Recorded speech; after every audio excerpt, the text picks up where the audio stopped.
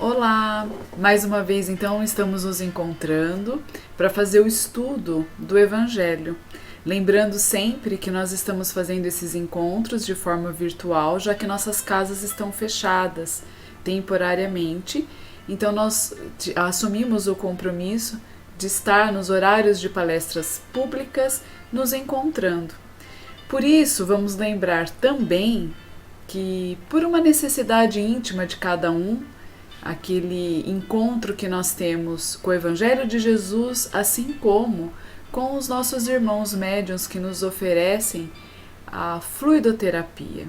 Então nós temos feito o convite para aqueles que desejam receber aí, através das suas águas, toda o envolvimento e as bênçãos dos nossos amigos espirituais, deixem à disposição um copo de água ao seu lado. Enquanto nós estamos estudando o Evangelho, os nossos pensamentos estão se elevando, assim como os nossos sentimentos também poderão se elevar à altura do bem e do amor que Jesus nos envolveu. Desta maneira, nós vamos estar abrindo os nossos corações e as nossas mentes para que a espiritualidade amiga possa nos envolver.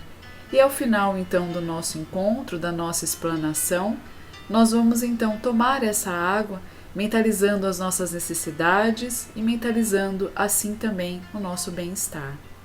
Nesses instantes, então, de início da nossa conversa, vamos rogar a proteção do nosso irmão Jesus, que ele possa enviar os seus mensageiros, a fim de nos proteger, de nos iluminar, para que a nossa palavra seja fruto da nossa melhor intenção, sendo também, podendo ser também um canal útil a trazer aquela palavra direta aos corações daqueles que estão conosco, acompanhando o nosso estudo, o nosso raciocínio.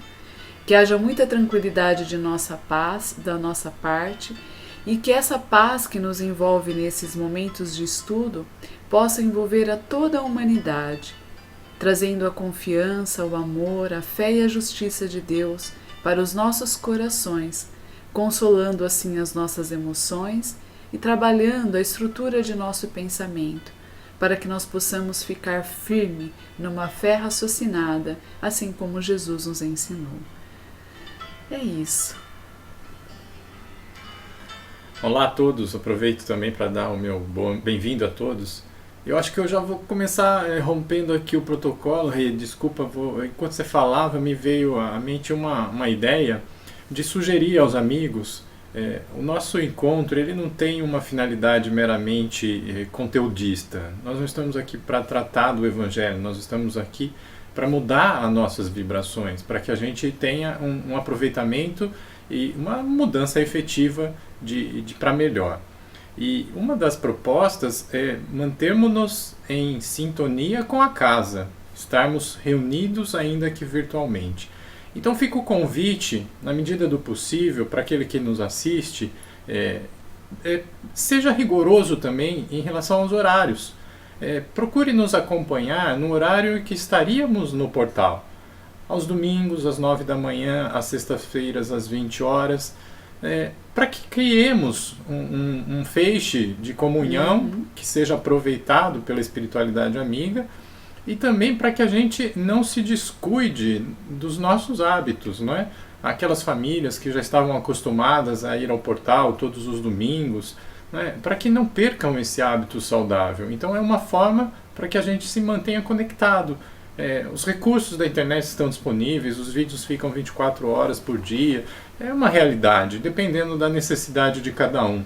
Mas um pouquinho de disciplina é sempre bem-vinda. Então se a gente puder ter essa comunhão no instante em que estaríamos no portal, penso que seria bem válido, né? Nossa, muito oportuna essa sua colocação. Lembrando também que o próprio Evangelho nos traz, quando Kardec, juntamente com os espíritos amigos, vão falar sobre a prece, eles colocam o quanto que a prece é potencializada, né, a vibração até mesmo de um encontro público, quando nós nos unimos em comunhão de pensamentos e de sentimentos, nos direcionando a um propósito, né? Então, quando você estava falando tudo isso, eu fiquei pensando que a gente pode estar perdendo uma oportunidade, né, de ser um gerador de energias para até a espiritualidade acolher de cada um de nós essas vibrações e poder distribuir a tantos lugares. Em especial me vem agora os hospitais, os nossos irmãos que estão à frente aí de uma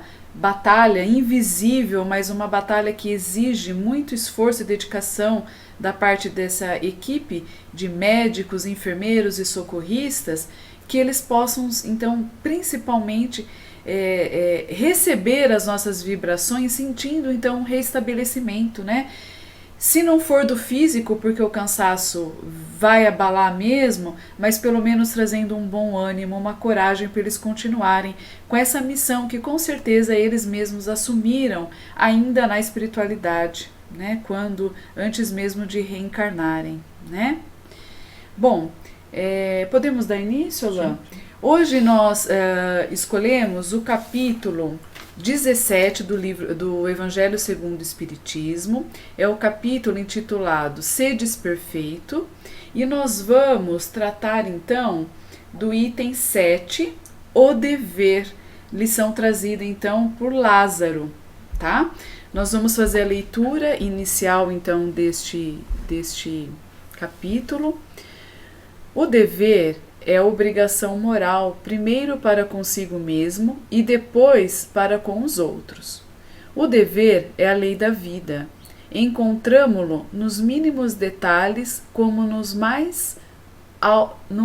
atos mais elevados.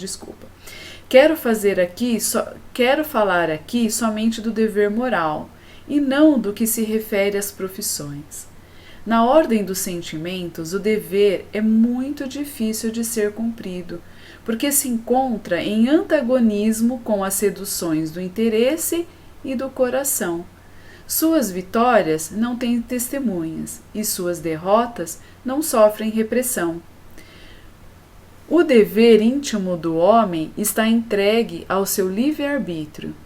O aguilhão da consciência, esse guardião da probidade interior, o adverte e sustenta, mas ele se mostra frequentemente impotente diante dos sofismas da paixão. O dever do coração, fielmente observado, eleva o homem. Mas como precisar este dever? Onde ele começa? Onde ele acaba? O dever começa precisamente no ponto em que ameaçais a felicidade ou a tranquilidade do vosso próximo, e termina no limite que não desejaríeis ver transposto em relação a vós mesmos. Nossa, a leitura desse capítulo do Evangelho,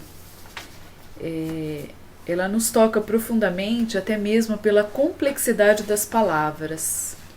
Como o Alain gosta de colocar, são as pegadinhas. Muitas vezes a gente precisa ir numa forma bem literária para que a compreensão não fique comprometida, né? E quando eu lia esse trecho, eu senti um convite para ir buscar o Livro dos Espíritos. Para quem não sabe, ou vale a pena a gente estar lembrando para que vocês acompanhem o raciocínio, lá no Livro dos Espíritos nós vamos encontrar no terceiro livro as leis morais. E a primeira lei que é apresentada nesse capítulo é a lei, então, natural, né? É a lei natural que Kardec definiu como uma lei natural, seria a lei divina. Uma lei que agora está sendo revelada a todos nós, porque ela tem como base, como pressuposto, talvez assim, o essencial para esse momento que ela nos é revelada, a moralidade. Lógico que em outras revelações ela foi revelada ou nos foi colocada para ser uma orientação naquele momento evolutivo que nós nos encontrávamos. Hoje é chegado o momento de, depois de tantas conquistas externas, onde o homem, através do desenvolvimento da sua inteligência, conquistou um mundo fora de si. E isso é muito visível na tecnologia a qual o homem desenvolveu. Hoje nós temos um conforto, por exemplo, quando nós estamos diante de uma câmera, de uma luz, de um ar-condicionado, de uma internet, isso nos mostra uma capacidade desse desenvolvimento tecnológico que veio através da observação da inteligência do homem que, percebendo algo da natureza, desenvolve então uma observação dos fatos, vai desenvolvendo comparações e faz as descobertas, mas com certeza essas descobertas permitidas por Deus e nós fomos nos apropriando dessa inteligência, desse discernimento. Mas é chegado o momento agora de nós compreendermos, ou seja, de darmos um passo evolutivo, porque a lei de progresso faz parte dessas leis divinas, trazidas aí, reveladas pela doutrina espírita. E os espíritos colocam para Kardec que é um momento, sim, de ser revelada, mas que somente os homens comprometidos com o bem a compreenderão. E olha que interessante, né? Como o progresso ele precisa acontecer no meio de todos nós, vai acontecer o seguinte, e isso os espíritos colocam para Kardec, que só os que estão comprometidos com o bem a compreenderão, mas eles complementam assim, e também com aqueles que desejam. Muitas vezes não temos ainda uma sensibilidade já despertada, mas se você tem a vontade, se você tem o desejo, claro que nós vamos ter maior esforço para compreender, em comparação com aqueles que já trazem virtudes adquiridas, que vão compreender com mais facilidade esse momento transitório onde a Terra já está sendo preparada para uma regeneração de pensamentos e de sentimentos, né? E dizem os nossos amigos espirituais que talvez aqueles que ainda desejam permanecer, desejam não, talvez aqueles que estejam nascendo agora das mãos do Criador, na ignorância ainda da sua inteligência, porque ele está saindo da mão do Criador, ele sai simples e ignorante.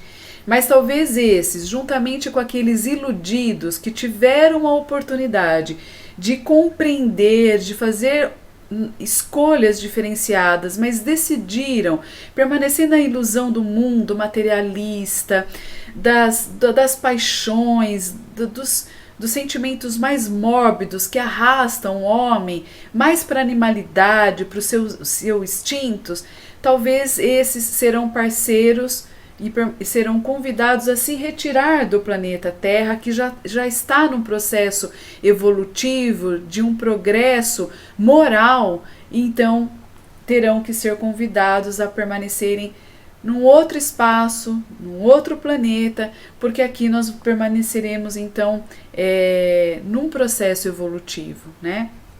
E aí a gente vai encontrar nessas leis morais o que então se deve entender por lei natural? E os espíritos são muito categóricos que a lei natural é aquela lei que vem de Deus. E eles colocam assim, que ela indica, né, as leis indicam para a gente o que a gente deve fazer e o que a gente não deve fazer. Veja que o título do capítulo do Evangelho que nós estamos estudando é O Dever. Então é sobre ele que nós estamos explorando então as nossas reflexões, o nosso diálogo com vocês. Então, o que o homem, o que nós devemos e o que nós não devemos fazer. E isso, os amigos espirituais também colocam para Kardec que o que deve e o que não deve ser feito por nós está gravado na nossa consciência. Quando nós falamos de uma forma assim tão vulgar, sem um conhecimento profundo do nosso inconsciente, né, nós colocamos o inconsciente como assim, espaço da nossa mente onde nós depositamos tudo que é lixo, tudo que nós não queremos ver, tudo que é negado, tudo que não nos serve, nós jogamos ali como o porão da nossa casa, nós colocamos o porão da individualidade. Aliás, porão da individualidade é um termo utilizado por Joana de Ângelis na sua obra da série psicológica, né? Então, nós precisamos compreender que o inconsciente é muito mais que isso.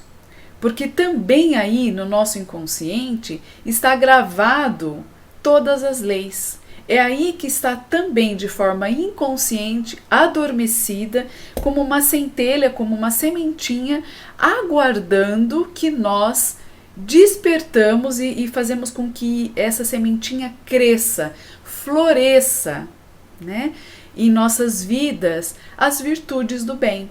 Ou seja, com a inteligência desenvolvida, nós já percebemos um monte de questões, de atitudes, de atos e de comportamentos que, se escolhemos, trazemos consequências negativas para a nossa vida. Então é chegado o momento agora de uma autoanálise. Como é que essas consequências, como é que eu saio dessas consequências negativas? E aí que as leis todas são reveladas para nós. As leis morais, as leis de causa e efeito, a lei do retorno, a lei de ação e reação. Todas essas leis são colocadas para a gente dentro da doutrina espírita.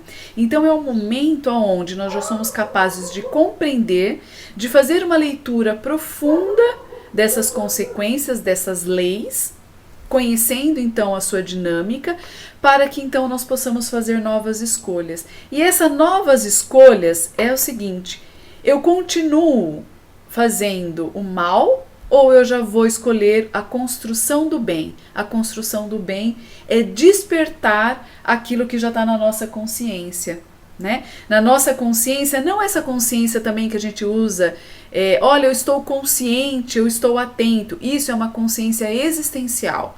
Nós estamos falando aqui daquela consciência íntima do homem, daquela consciência que é gravada e é ligada intimamente ao nosso eu maior, o nosso espírito, da nossa alma, tá? E aí os espíritos também perguntam a Kardec qual o tipo mais perfeito que Deus ofereceu ao homem para lhe servir de guia e modelo. Veja que Kardec não pergunta a quem, porque talvez essa perfeição, um homem virtuoso, um homem que já sabe escolher o que é certo, o que é errado, já escolheu só fazer o bem. Talvez Kardec não conhecesse esse homem. Então ele não pergunta para os espíritos amigos quem entre nós poderia ser, né, um exemplo. Ele pergunta que tipo, onde é que... E todos nós nos perguntamos, como é que nós vamos... eu entendo o espiritismo, eu estudo, mas como que eu vivencio isso? O que eu devo transformar na minha vida? Né? E aí, por surpresa de Kardec, a espiritualidade amiga coloca: vede Jesus. Jesus foi para a gente o exemplo da boa conduta, daquele ser que já sabia fazer a escolha, que via e compreendia as circunstâncias externas, tinha construções internas que não o deixavam abalar, porque ele sabia qual era o seu compromisso, ele tinha virtudes, ele era fiel ao Pai.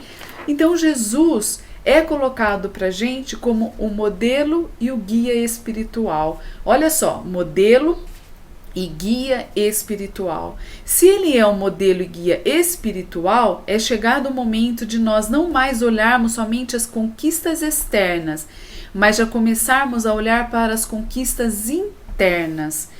Hoje a era do espírito pede o despertar do espírito, o despertar de uma consciência, de uma vivência na carne, numa experiência material, porque nós já também conhecemos a lei da imortalidade, a lei da reencarnação, que para nós espíritas seria um carro-chefe para a nossa compreensão do que seria a nossa vida aqui na Terra, né? Então, quando eu li esse capítulo, né, estudei para que eu e o Alain pudesse trazer uma reflexão aqui para vocês, me deu uma vontade imensa de ir para o Livro dos Espíritos. E aí o Livro dos Espíritos define também o que é bem e o mal, define o que é moral. E a moral, então, é essa boa conduta, é você observar as leis de Deus e distinguir, então, o que é bem, o que é mal. E o nosso desafio talvez seja tomar uma escolha. Eu conheço o que é o certo e o que é errado, o que é bem e o que é mal. Mas diante do que eu sei, eu preciso fazer uma escolha.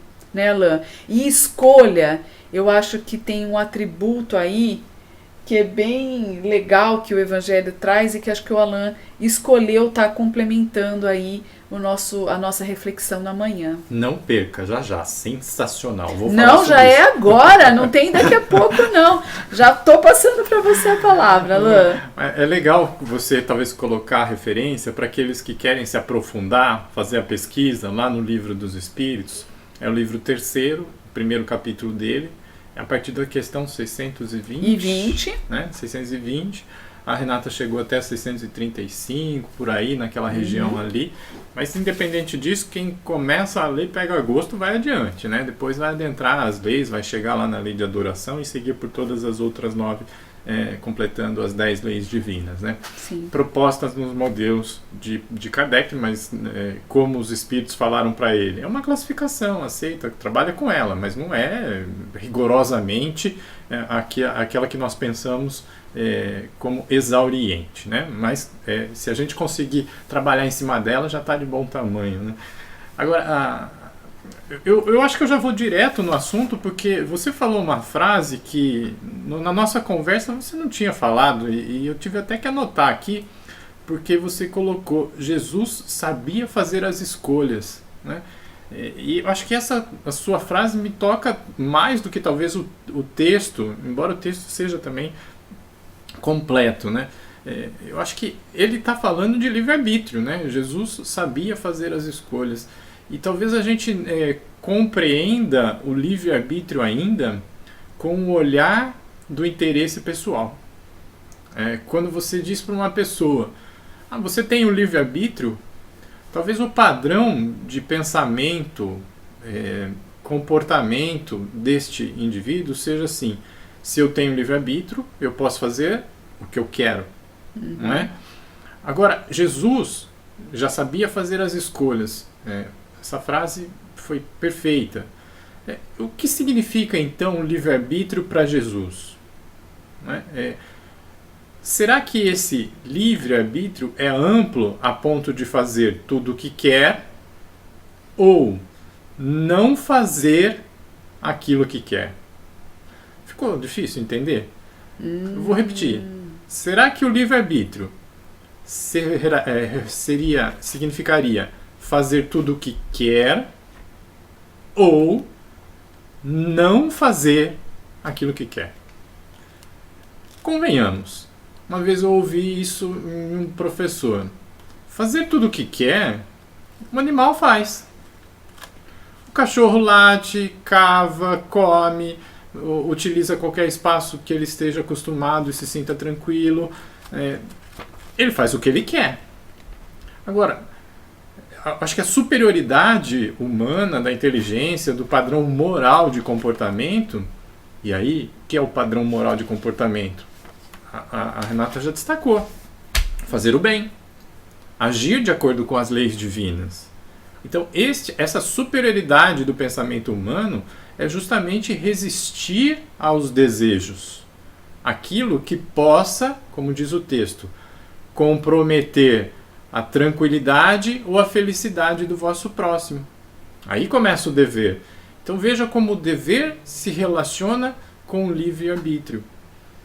O homem superior, o homem evoluído, o homem evangelizado é aquele que exercita o seu livre-arbítrio contendo o interesse pessoal a ponto de que não ameace a felicidade ou a tranquilidade do vosso próximo. Outra coisa que eu estava pensando enquanto estava lendo esse trecho que a gente destacou, veja que às vezes a gente coloca assim: o dever é não fazer o mal ao outro. Não é simples assim, não fazer o mal. Ele é um pouco mais complexo, ele é um pouco mais profundo e amplo. Veja que o espírito Lázaro, eu vou voltar a imagem ali para colocar. Está aí em grifo. O dever começa precisamente no ponto em que ameaçais a felicidade ou a tranquilidade do vosso próximo. Volto. Ele não está falando ali, ó, não fazer o mal. É óbvio que não fazer o mal ajuda, é coerente, porque se você não faz o mal para alguém, você não ameaça a felicidade dele. Uhum. Mas vejam que ele não é só isso, ele é mais amplo do que isso. Eu fiquei pensando ontem, quando estava lendo isso. Numa determinada situação, se numa relação alguém me ofende, geramos entre nós um vínculo, por assim dizer, de tensão, esse alguém, na ignorância ou na invigilância, agiu de uma forma inadequada e me gerou um abalo, exemplificativamente. Uhum. Nesse instante, esse alguém pode ter gerado para si uma intranquilidade, correto? Sim. Né? A consciência desperta nele que agiu com uma conduta inadequada e gera uma intranquilidade. Né? A partir deste momento em que ele está em estado de intranquilidade, o meu dever moral, sob o olhar cristão, é perdoá-lo. Então veja, no primeiro momento pode parecer que eu fui ofendido, mas o dever moral do cristão diz, para que não haja prejuízo à tranquilidade do outro, ofereça-lhe o perdão. Veja que o perdão aí passa ele sai da categoria de virtude para uma categoria de dever. Ai, que lindo. Por isso que fala ali no trecho, o dever do coração, fielmente observado, eleva o homem. Olha como o exercício do dever nos eleva na escala espiritual. Né? Então, são pontos que talvez, à primeira vista, numa leitura assodada, adoro essa palavra, assodada. O que é assodado? Assodado é rápido, precipitado, superficial, nesse sentido, né? Mas ela é sonora, né? Assodada. Né? Então, a pessoa, hoje, por exemplo, de tudo que nós conversamos, se a pessoa já chamou atenção a assodado, ela já tem uma conquista intelectual. Né? Mas a conquista moral seria melhor compreender o livre-arbítrio, as leis morais, o que é moral, o que é o dever. São pontos que nos orientam e nos facilitam. Outro aspecto também que é bastante relevante e interessante. Por que será que fala que o dever é difícil de ser cumprido? Né? A lição coloca lá. É algo que está contrário, em antagonismo com as seduções do interesse. Também no Livro dos Espíritos nós vamos encontrar, né, que aquilo que marca a inferioridade, né, o que mostra que o ser ainda está imaturo, que o ser ainda está a passos distantes do reencontro com o Pai, é o seu interesse pessoal. Quando o ser faz todas as escolhas de padrão de pensamento, padrão de comportamento e padrão de relacionamento voltado para o seu interesse, ele ainda está distante das leis de Deus. E o dever é justamente contrário ao interesse pessoal.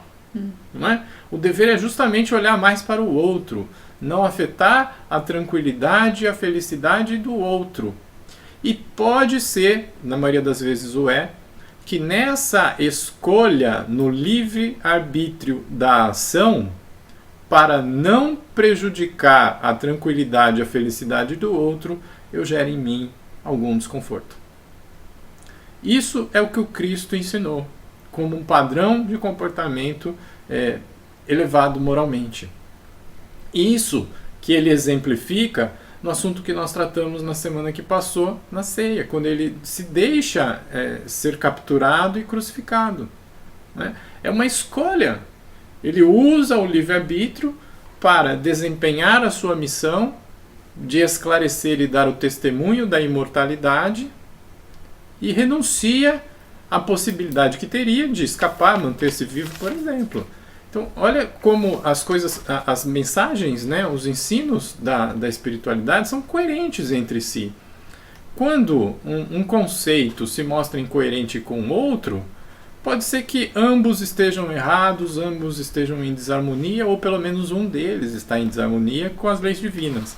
Mas a gente não encontra isso nas lições de Jesus. Todos os ensinos dele são incoerentes entre si.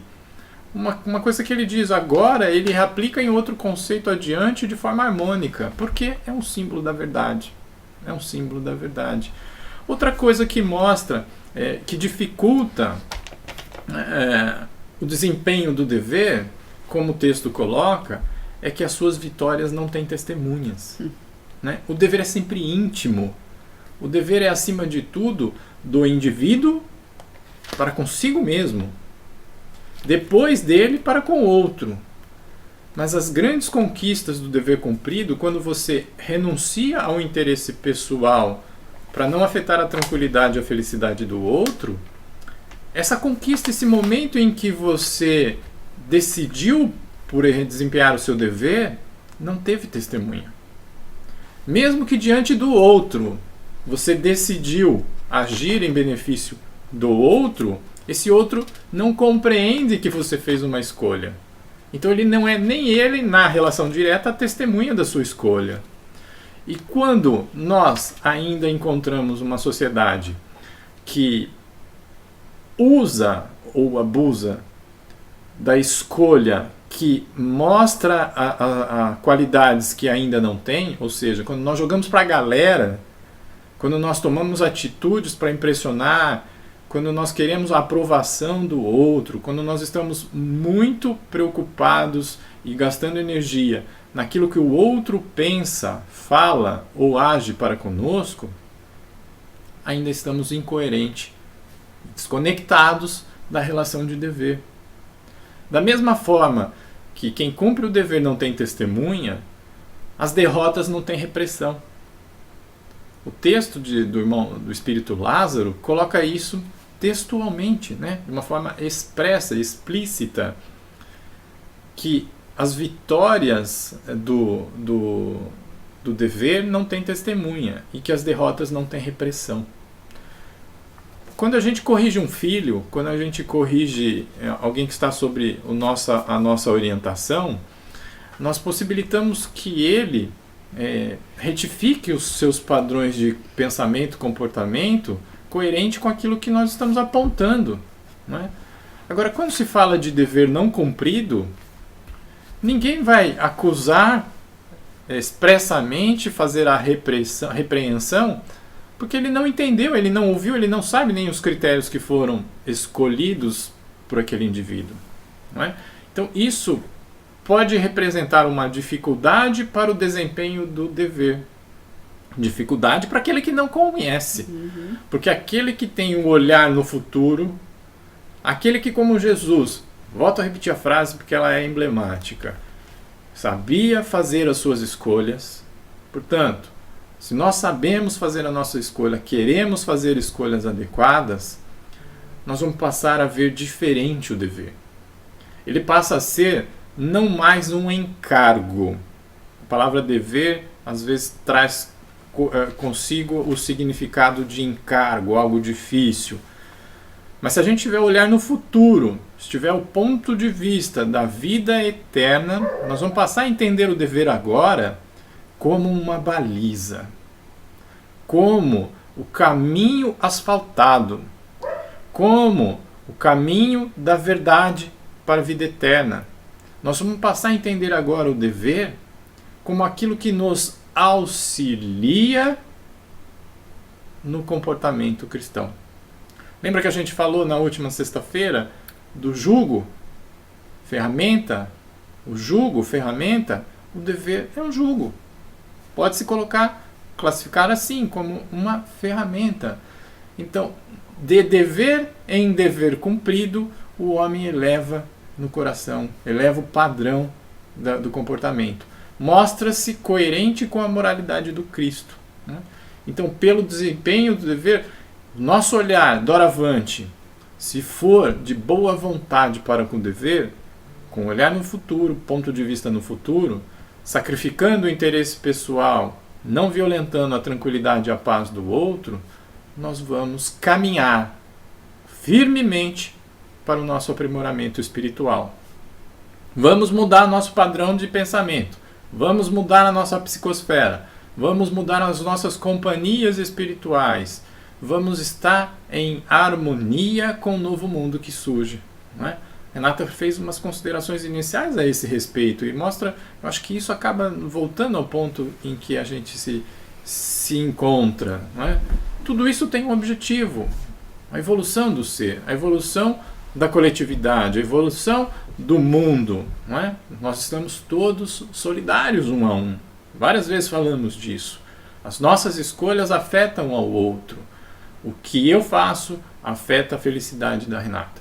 O que a Renata faz afeta a sua felicidade. O que você faz afeta a harmonia do mundo, não é? E o que o mundo faz afeta a harmonia do universo, não é?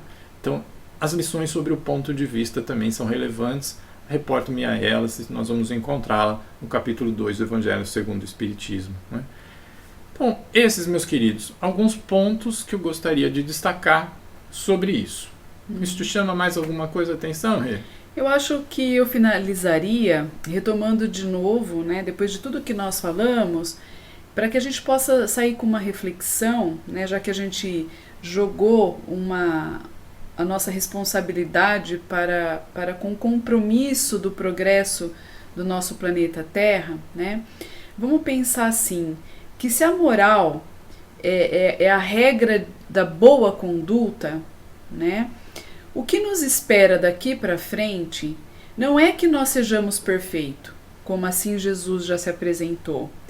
Mas vamos pensar assim, que se o mundo está regenerando, e o Alain colocou muito bem quando ele traz o tempo todo a reflexão para aquilo que o que eu faço, o que eu sinto ou o que eu penso, eu me resolvo internamente em prol da paz ao meu entorno.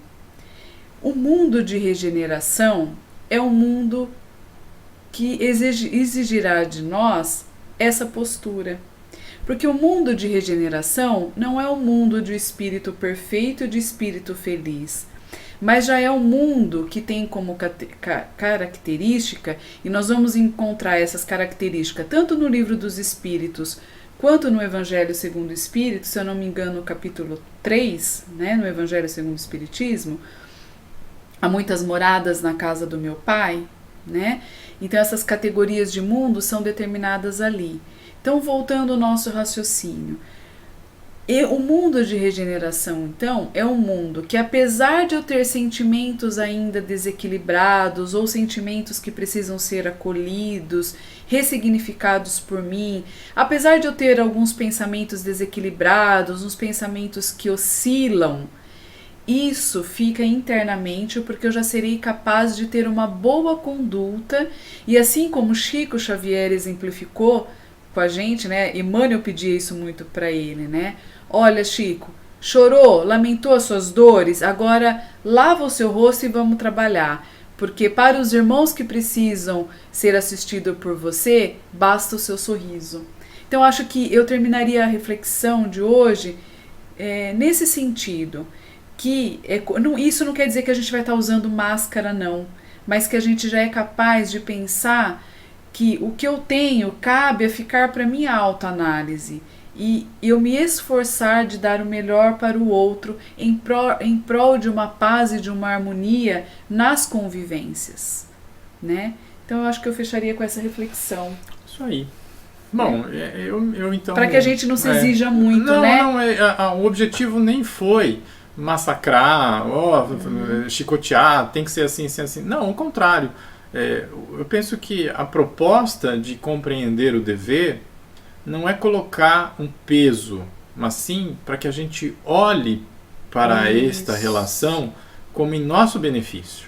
O dever vem em benefício da criatura, como a consciência é seu guia, não é? Então, é para que a gente saia das reflexões de hoje com um grande sorriso diante das aflições, diante do momento em que eu tiver que fazer renúncia ao interesse pessoal em benefício do outro, na certeza de que aquilo promove a minha evolução, na certeza que aquilo corresponde a um padrão de comportamento de quem sabe fazer boas escolhas, como Jesus nos ensinou.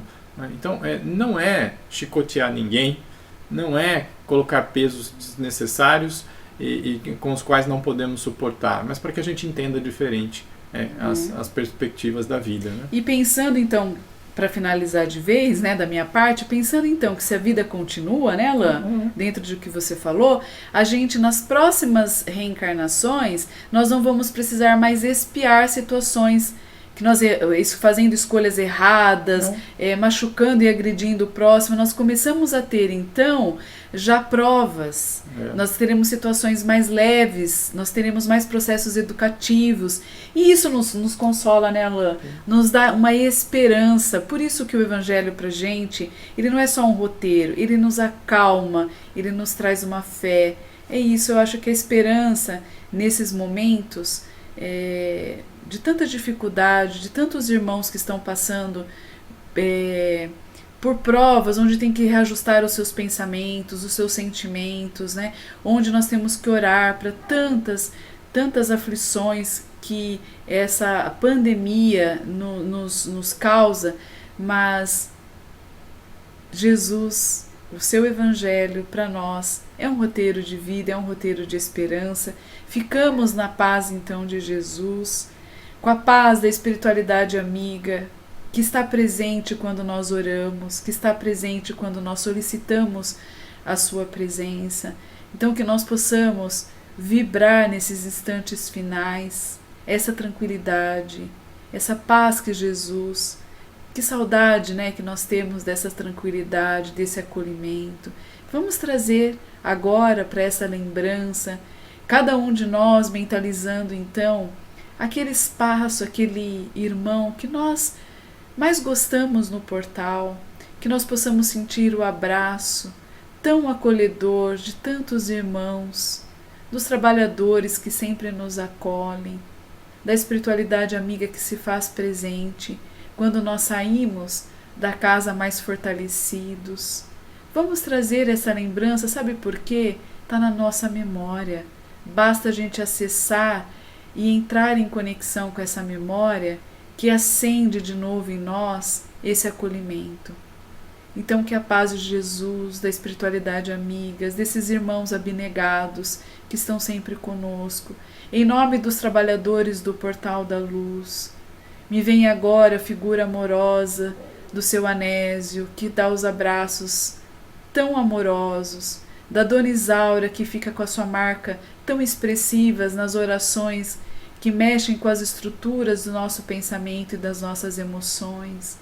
E vamos sentindo esse calor da lembrança, trazendo o bom ânimo, a coragem, para que nós possamos resistir a esses momentos de isolamento e que no momento oportuno, já sabemos que a vida continua, vamos nos encontrar, ou fisicamente ou no outro plano, com esses irmãos.